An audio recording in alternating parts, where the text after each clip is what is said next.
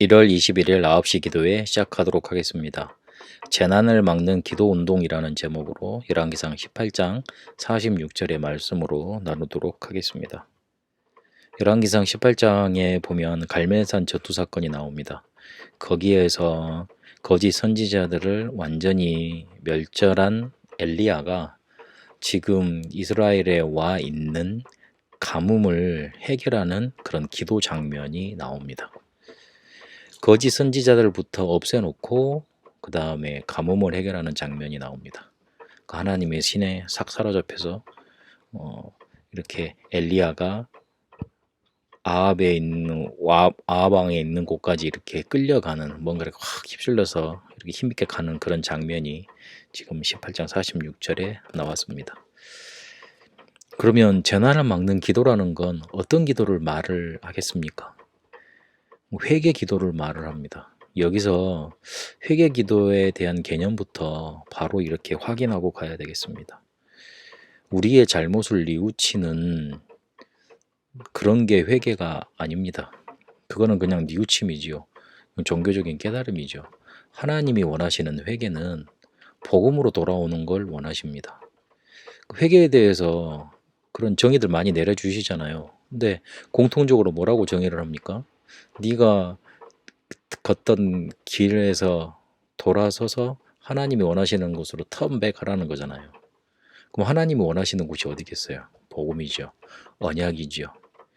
이스라엘이 복음과 언약을 놓쳤을 때마다 큰 재앙을 맞이해야만 했습니다.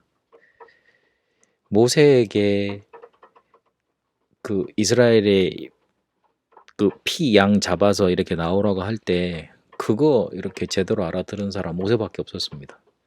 이스라엘 백성들은 그게 뭔지도 꿈에도 이렇게 생시도 모르게 그냥 피 바르라니까 그렇게 해서 나온 겁니다. 복음이 아브라함부터 시작이 돼서 4대에 걸쳐서 흘러 요셉에까지 이뤄갔고 그 다음에 쭉 내려왔는데 가다가 우리 요셉 할아버지 때문에 그 애굽에서 땅 하나 이렇게 선물 받아가지고 우리가 하던 목축업하면서 잘 살고 있어. 우리나라가 우리 민족이 이렇게 강성해졌어. 거기에 취해 있다가 복음 잃어버린 거예요. 그러다가 언약 잃어버리고 재앙 만날 수밖에 없는 그런 속으로 빠져버린 겁니다. 하나님이 원하시는 회개는 우리가 뭐 관절하게 회개하고 우리의 모든 것을 낱낱이 하나님께 아뢰고 우리의 잘못을 수정하고 고치겠다고 말하고 그 별 소용 없습니다. 여러분 자녀 안 키워보셨습니까?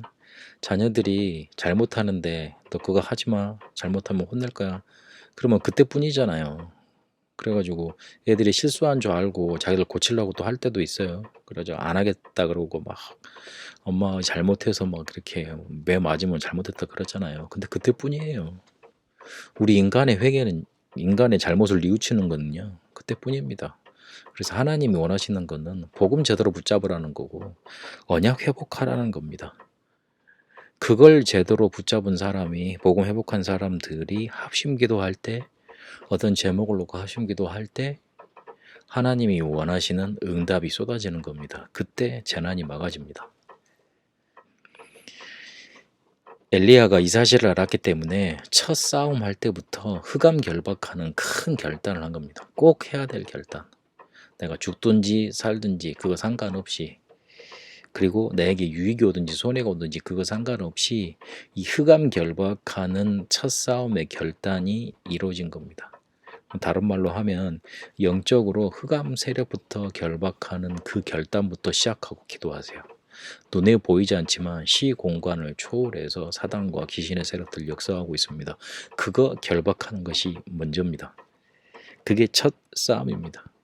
그래서 가문부터 해결하지 않고 선지자들부터 없앴다니까요. 그것들로 인해서 자연계의 재난까지 와버렸으니까요.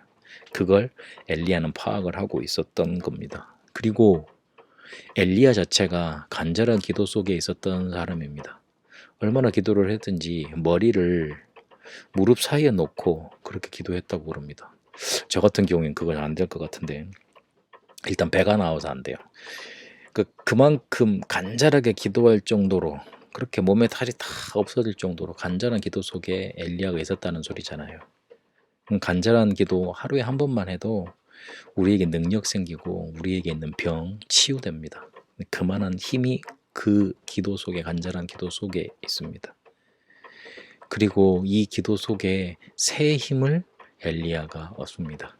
실제로 시대를 치유하고 능력을 나타냅니다.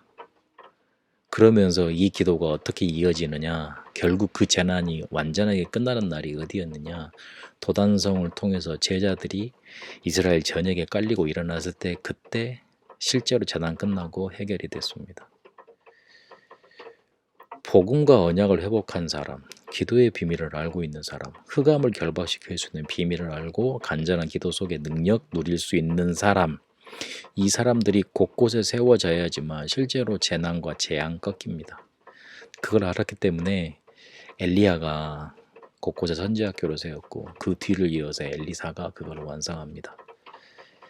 여러분, 뭔 일을 하든지 흑암 결박부터 먼저 하시고 간절한 기도 속으로 들어가세요. 그리고 하나님이 주시는 새 힘부터 얻으시면 됩니다.